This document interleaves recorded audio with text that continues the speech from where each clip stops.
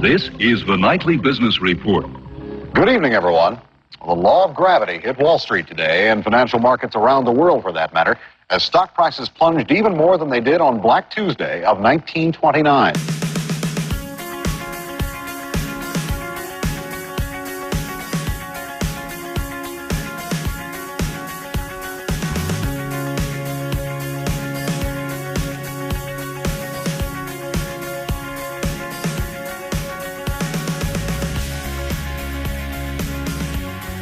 It was the defining moment of the 1980s.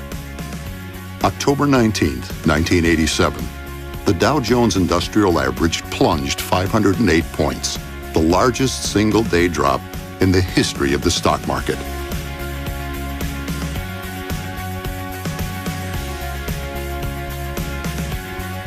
You could just tell people were like, there was guys with their heads down, a few people crying because they'd lost everything. Well, you're thinking, how much lower can it go? It was the only time I've seen fear take over greed. I've often said that it was the most frightening moment in my life. There were a near record number of people gathering outside the New York Stock Exchange today to sort of witness history in the making. The world braced itself for another Great Depression, but it was Tuesday, October 20th, that the financial markets came within minutes of a total meltdown. The economic news in the country wasn't particularly good. The dollar was in a little bit of free fall. And so here you were with all of this opportunity for the market to correct. The New York Stock Exchange, the epicenter of the world financial system, was under siege. But the saviors of the markets were on the trading floors in Chicago.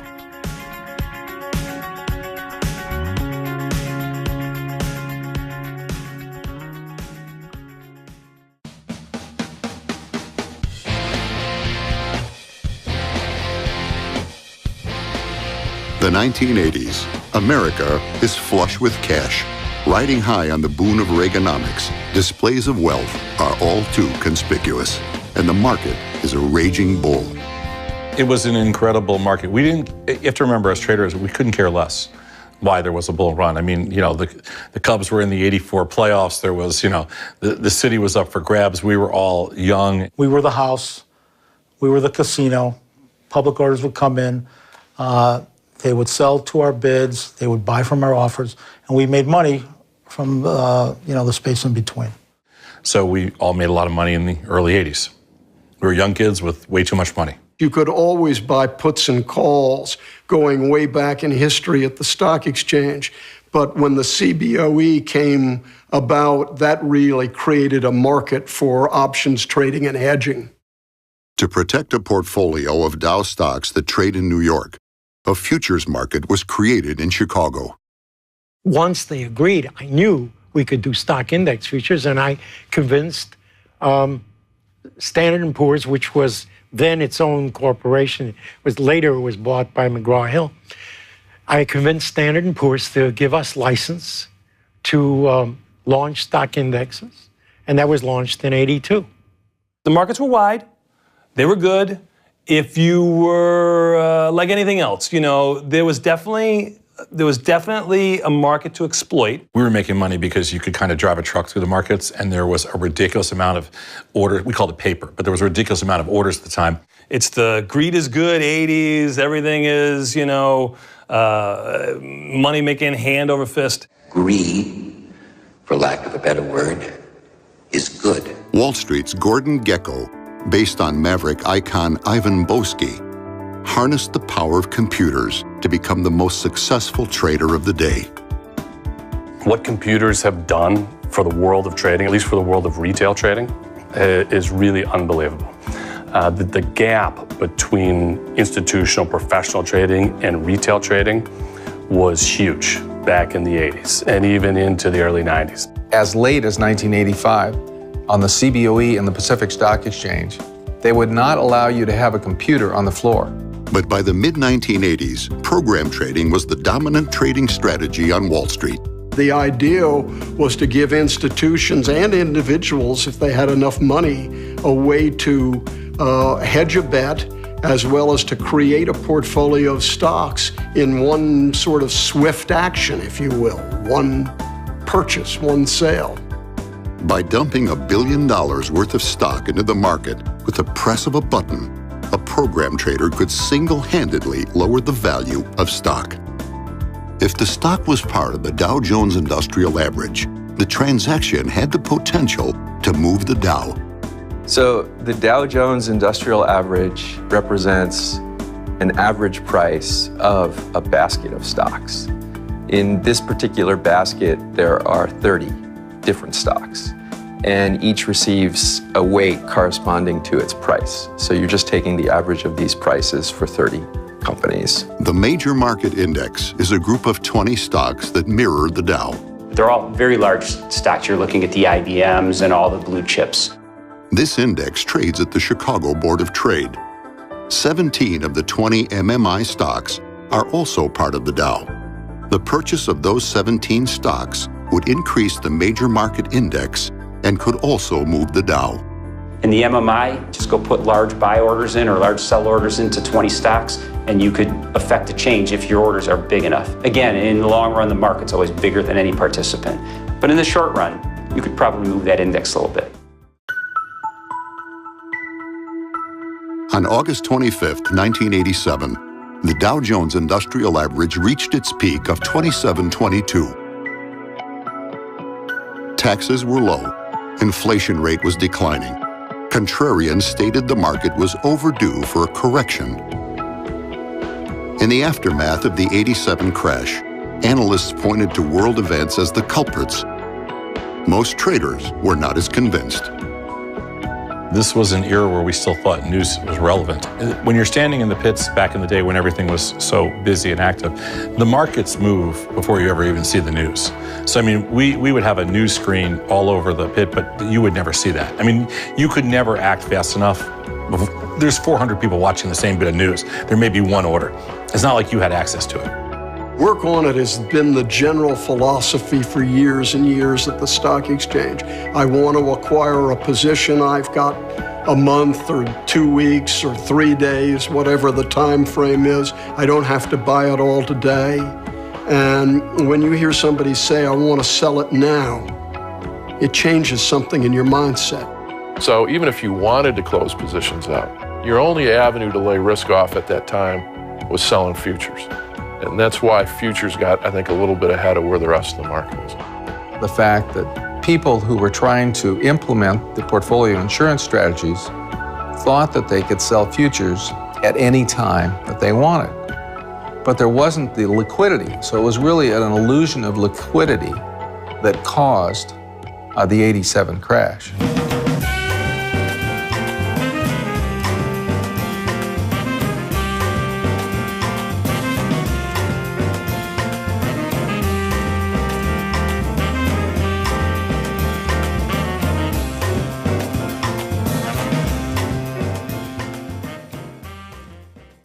The stock market, we are told, is always delivering a message.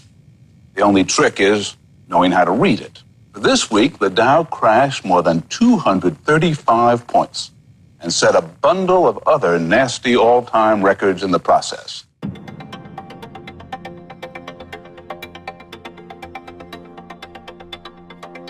On Friday, October 16th, less than 2 months after reaching a record high of 2722, the Dow plummets 108 points, the largest sell-off in U.S. history. The Friday comes, market's going crazy. You got to remember, I think it was 1984 was the first time we ever had a $50 up day.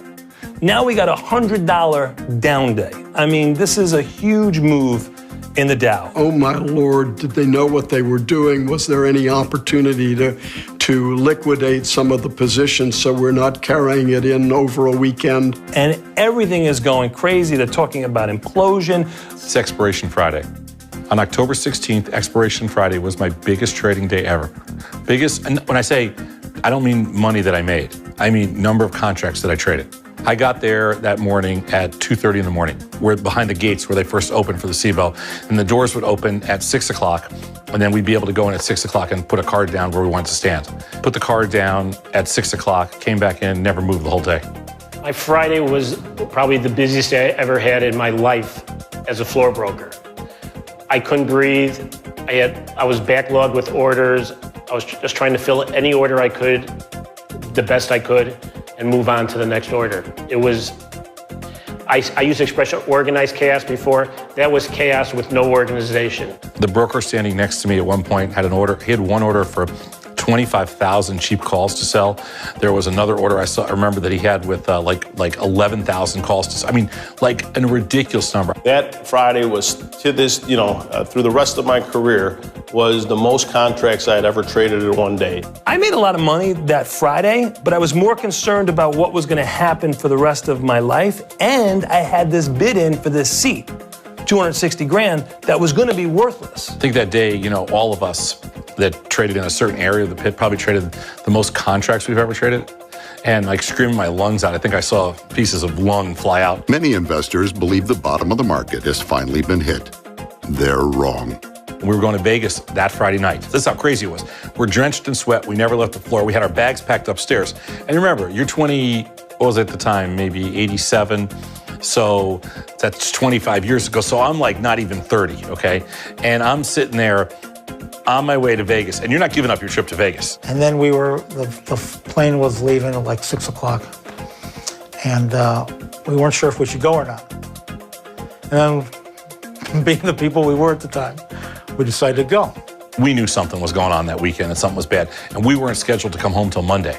Because we had a good day Friday. It was a good week. But we weren't scheduled to come home till Monday. And Sunday in Vegas, I was sitting there with a buddy, and we're at Caesars, and we looked at each other and go, we got to get home.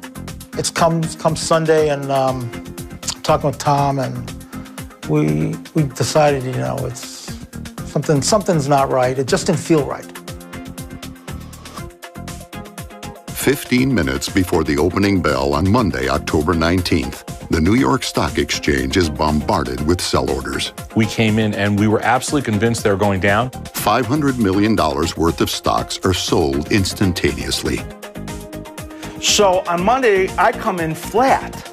I have no positions, and the world is in chaos. EP can't buy them. 5 evens are trading, 6 evens, and 7 evens are trading. 8 evens are trading here. JP with Merrill Lynch coming in buy side, all the way up from 95 up to the figure 05. Stocks opened 10% lower than Friday's close. Everybody wanted to sell. So that meant some well-known companies couldn't even open for trading for hours. Exxon, the world's biggest oil company, didn't begin trading for nearly 2 hours after the stock exchange opened. IBM was an hour and 15 minutes late. Shares of Walt Disney couldn't even begin trading until 11:12 a.m. It all hinged on New York Stock Exchange. I mean, in today's world, we have electronic trading, so we don't rely on any one exchange for that. But back in 1987, it was all done manually through the specialist system, and there was really no other way to get those stocks open. Market opens at 8:30. We never really get to trade because we go through an opening rotation. At that time, it wasn't all electronic or anything like that. We actually had to go through the strikes line by line by line. They had never done this before. It would take a half an hour to do just one call. But we were all complaining, and then probably an hour into the trading day, everything reversed. 2 opening rotations, and brokers were just saying, make me a market. They didn't care what it was. They said, just make me a market. We were quadruple wide or triple wide, meaning that the markets, could be like $5 wide or something like that. It was, and let me tell you something, guys weren't making markets. I mean, everybody standing in the pit was making a market, but sometimes the broker didn't want to hear the market that they were given. I mean, we were stressed operationally, we were stressed everywhere. There were no automated execution systems. People trading stock against their options positions would talk to a clerk who would hand signal to a post to trade stock. They were swamped. 25 years ago, buying a stock was not an instantaneous process. A customer would begin with a phone call to his or her stockbroker. The broker would take the request and pass it to the firm's trading desk. A call is then made to the brokerage firm's booth clerk on the floor of the exchange. The clerk writes down the order and passes it to the firm's floor broker. The broker then walks to the trading post where the stock trades. There, the broker finds the specialist who finally executes the customer's order. However, for those with access to the technology, the process is as simple as the click of a button. On Monday morning in New York, thousands of computer programs are triggered, selling billions of dollars in stock from around the world. The sound of the dot machine sounded like a machine gun, particularly when volume ratcheted up. Everybody had to liquidate anything. There was a panic going on, and if you had an asset, it had to be sold. So that, while gold was a flight to safety on Friday, it was liquidated on Monday. By 10 a.m., sell orders had reached $1 billion. Computers on the exchange floors could not compete with those of the arbitrageurs. Grand selling taken to the ultimate art form as Wall Street's very biggest players stepped in and unloaded multi-billion-dollar blocks of shares. Once again, we're figure-even bid here now. Oh, I was quoting $10 wide. Figure-even bid here now, guys. Once again, figure bid at 05. Oh, even bid. That's an 1,100 bid at 05, even offer here. 5s trade. 7 evens are trading. Guys, once again here, guys, 7 even are trading. Look at the VIX up to 38. 7 even bid here now, guys. Once again, 7 even bid here now. The volume of orders overwhelms Wall Street's machines. There were institutional orders coming in, sell 10,000 shares of XYZ and sell it now. And anytime you heard sell it now, it set off a brain wave in you that said, oh my golly, if it's 10,000 out of this person, what's coming behind it? So there was a lot of fear and trepidation. Remember, if you trade in the OEX pit, there's no hedge. So the only hedge was the S&P 500 pit at the CME. And the S&P 500 pit, the markets were like $100 wide. The OEX relied on the New York Stock Exchange.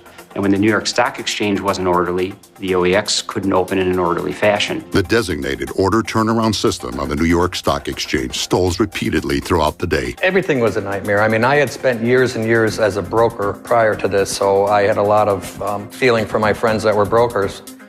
They had stacks of paper this high, that orders that they were trying to get filled. None of the electronic systems were working. Nothing was up and running. Everything it was just a disaster. It was a total disaster. 112 million shares are lost in the system.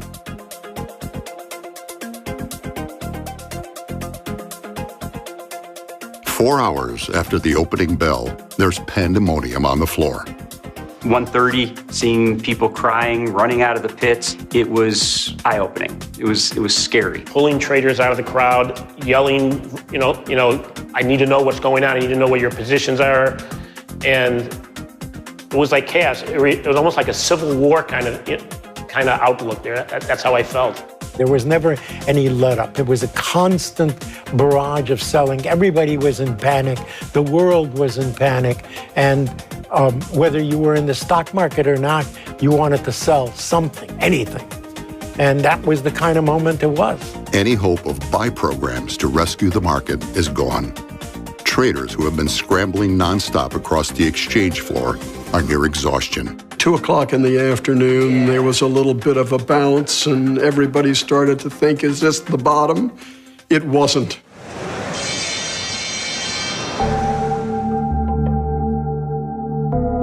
The 7-hour massacre ends with the Dow finishing down an inconceivable 508 points, 5 times greater than the record set on the previous Friday.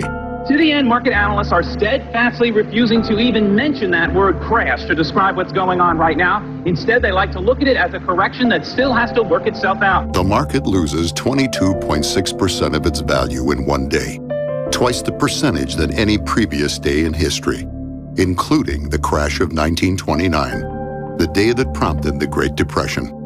Once the bell rang at 4 o'clock, they couldn't get out. The backlog was really basically people like yourself, individual investors, who said, gee, I put in an order at 3 o'clock to sell this stock. Did I sell my stock? I haven't gotten a report yet. I want to know how I stand. I remember at the end of the day, I sat down in the pit, my legs were shaking, I'm sweating profusely, and I'm freaking out at, one, am I going to have a job the next day? Are these trades going to clear up? Is this going to cost me anything financially? Is this business over with? Is the world coming to an end? I saw 2 grown men leave the pit crying, literally in tears. They knew they had lost everything at that point. Big rumors about what's going on. The government's going broke. We're about to experience another depression. I mean, really, it was crazy. I've never seen the panic level like I saw it that day. It's one of those days where, it's like somebody said, what days you remember? My mom said, Kennedy, when he was, you go through the list, and I know my list, and I was a little young when Kennedy was killed, so I don't remember that one. But this is one, for sure. One of the things that really sticks in my head after the close on Monday was, a lot of the guys were holding their heads on the stairs, but one of the guys I knew, because he stood there for a while, he was actually crying. He lost everything. When the bloodbath is over $500 billion of capital vanishes in a single day. There were some who managed to prosper amidst the financial wreckage. 33-year-old Paul Tudor Jones capitalized on the chaos of Black Monday to the tune of nearly $200 million. But for most, Wall Street was a disaster area. It was like you were living in a house with a lot of security and a great big foundation, okay? And all of a sudden an earthquake hit, okay? And then everything just crumbled. And now you're out on the street with nowhere to live. We had to keep our money at a clearing firm. They were in trouble. They wouldn't let you take any money out. And basically, not that it was a huge net worth. I was a pretty young guy at the time, but your entire net worth kind of was in that trading account. I go to the bank just like everybody else because there's a line of about 15 of us there. And I wanted my money in cash. I didn't want a cashier's check or anything else like that because the banking system is done. You give me a cashier's check to a bank that's not solvent, what am I going to do with it? I wanted cash. I stayed there until 7:30 at night with about a half a dozen other guys. We never got our cash. If I remember correctly, I left about 6 o'clock. I stopped at a famous Chicago hot dog stand, the Wiener Circle, on my way home because I lived near the Wiener Circle. Because I was like, I just had to get back to normalcy. So I stopped at the Wiener Circle, got like a burger or a dog, whatever it was, and nobody there cared. Like not one person was talking about the markets. So I realized, you know what? This must just be isolated to my little world. So I got my burger, whatever. That was my happy idea, and went home. Across the Atlantic, future UK Prime Minister Tony Blair was doing his best to quell fears of a financial panic. Well, I don't think panic's ever a very good idea, and certainly not at a time like this. I also think that it is true to say that the very particular collapse we've had over the last couple of days can't be a reflection of any real economic factors. But I think the real problem that we're left with, that anything that happens in Wall Street then reverberates right around the world. When I returned to the office, which was around midnight Chicago time, my assistant handed me the largest stack of telephone calls I've ever seen in my life. It was like this, those little pink slips that record a call like this. The top one was Alan Greenspan. He had 3 calls on top. He asked me the critical question, will you open in the morning?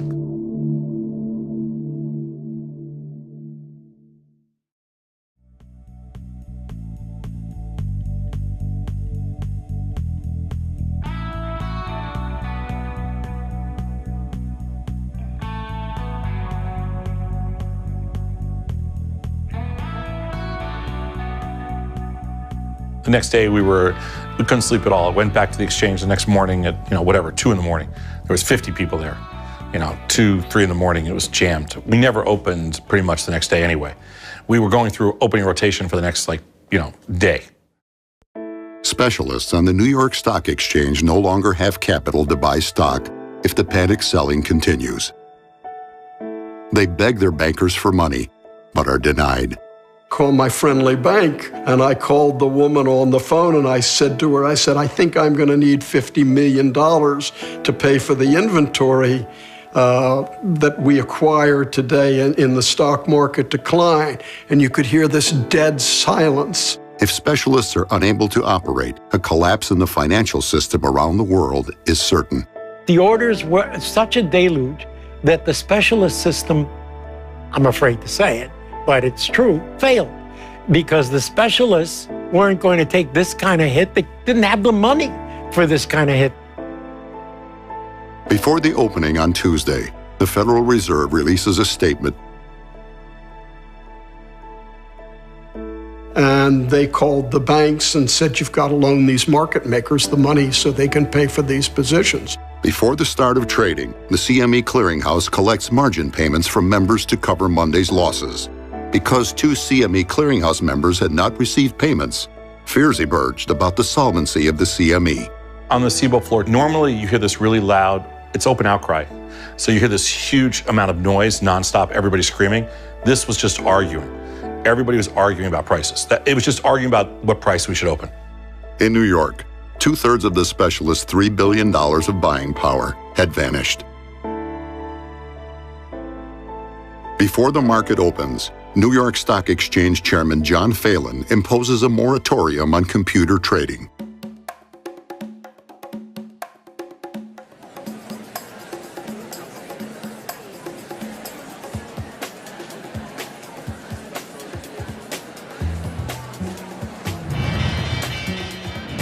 The market opens. 7% of stocks are closed for trading. Imbalances make it impossible for specialists to maintain orderly markets. The call basically went out for buyers, and you would hold up trading in a stock if it was going to open dramatically lower. The Fed stopgap measures kick in. The Dow shoots up 126 points in the opening minutes. And they opened up like almost limit. They skyrocketed up on the opening. But the crisis is far from over. What happened is all the put buyers came in and bought puts. Now, I'm standing in the S&P 500 option pit. We're one of the designated primary market makers. We had a position on that was short major market index and long S&P 500 futures. By midday, 10 Dow stocks, accounting for more than half the weight of the Dow, are not open for trading. So the banks were getting extra credit for whatever they needed.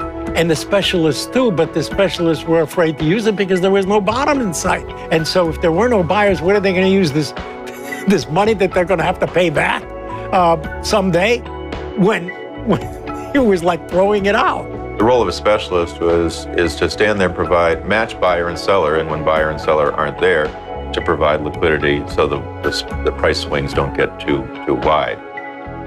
For refusing to buy stock from incoming sellers, some specialists are not acting as the buyer of last resort. But yes, buyer of last resort, and yes, realizing that the stock exchange and the SEC were the regulators of last resort as well, and they were going to be all over us if we didn't perform. We really couldn't trade. Positions or no positions, good amount of capital or not, it didn't matter. They were panicked. At that time, the rumors of that in fact the market was going to close, that New York was going to close, and more we heard that the Chicago Mercantile was going to close. The New York Stock Exchange, the heart of the world financial markets, was about to stop beating.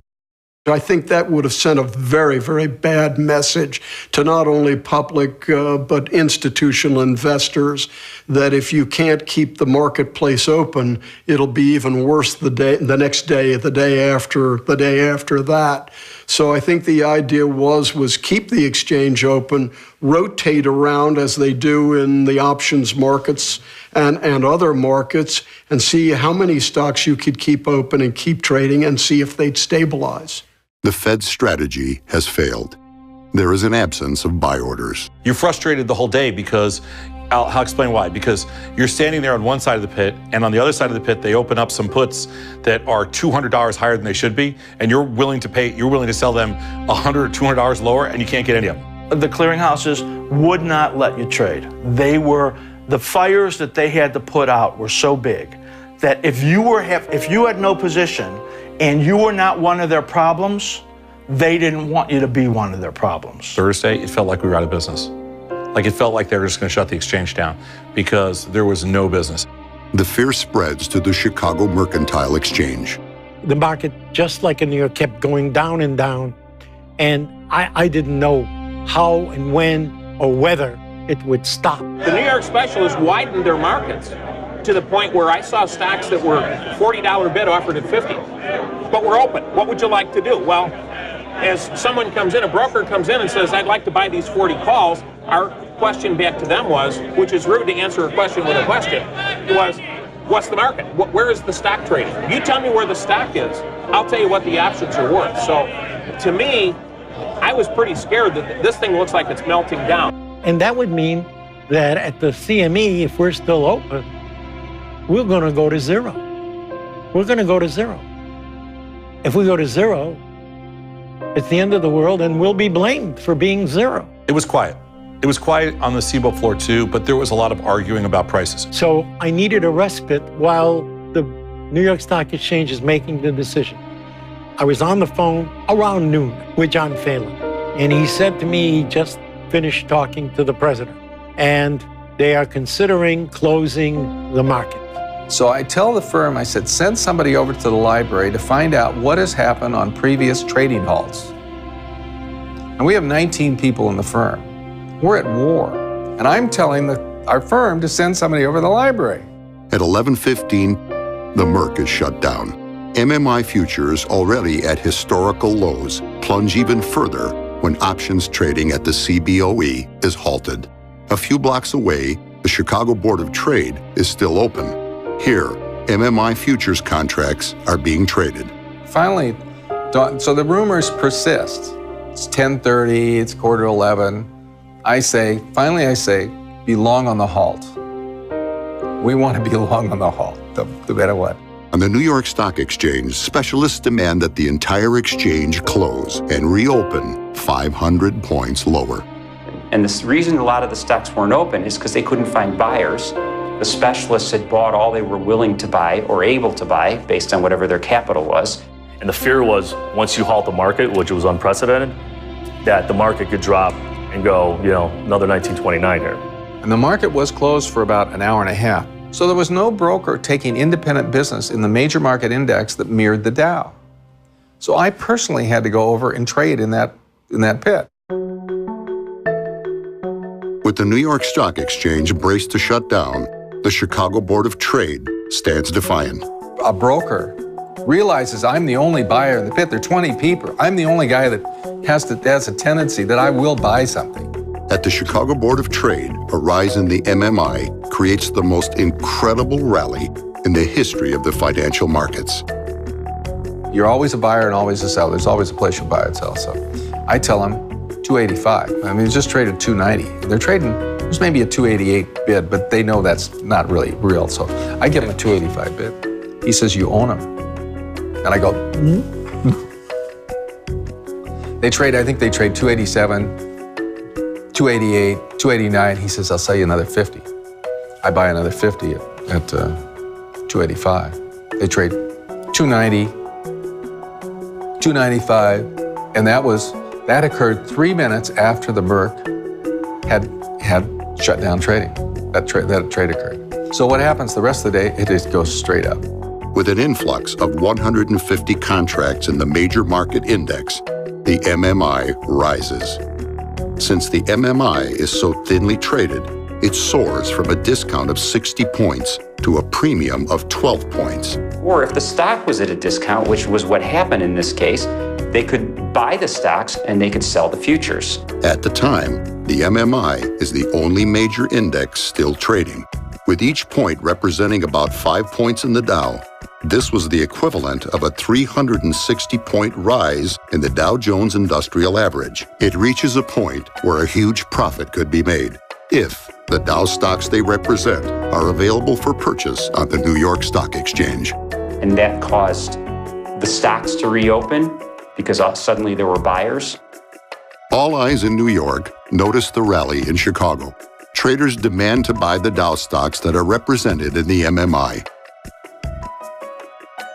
If I know that the stocks, the MMI stocks, are trading at a 60-point discount to the future, I'm buying stocks and selling futures until that relationship comes back into line. It's free money if you have the guts, the capital, and the ability to make those trades. Specialist firms relent. They remain open for trading. A furious rally ignites, catapulting the Dow skyward. And suddenly the buyers came in.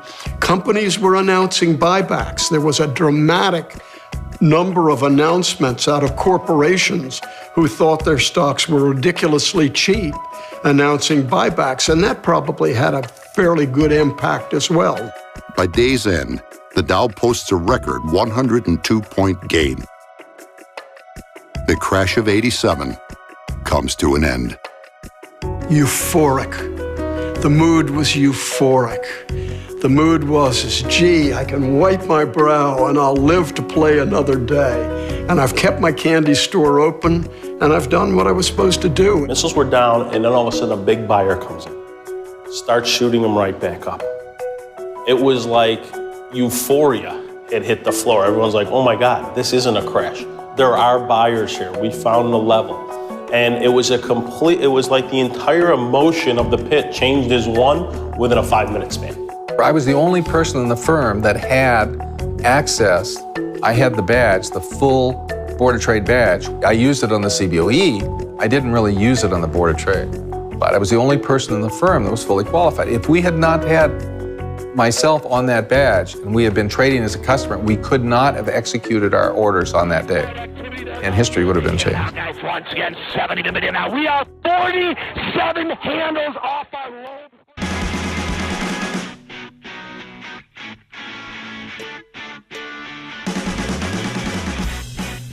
On October 20th, 1987, at 11:23 a.m., a market meltdown was averted with the purchase of 150 MMI contracts. The rumors were even more prolific after Tuesday, when everybody was trying to figure out who the buyer of last resort really was. Was it the Fed coming in? Was it some major bank coming in? Was it some bright individual mutual fund that came in and said, this is the place where I'm going to stand up and commit my capital? We knew there'd be a lot of finger pointing and that we were in for a battle of our lives in terms of were we the bad guys or the fall guys or not. But at least we knew that the world didn't end.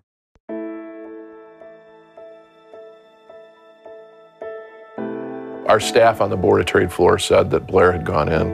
And we weren't ever sure if it was Blair or one of Blair's traders, which ultimately I found it was Blair, had gone in and started buying missile futures. I was in the right place at the right time. I provided liquidity, made an offer that was probably, I bid, that was probably not too rational.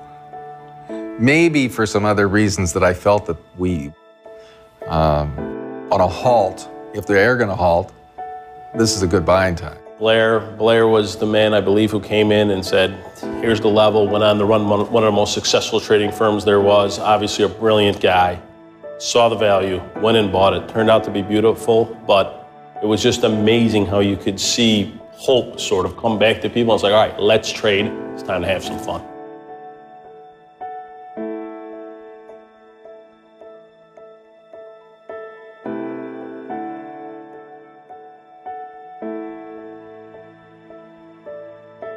Things kind of stabilize a little bit. We actually start rallying into the rest of the week. That seat that I bought for $260,000 is now back to $360,000 in a couple of weeks, and it never sees that price again for about 15 years or so.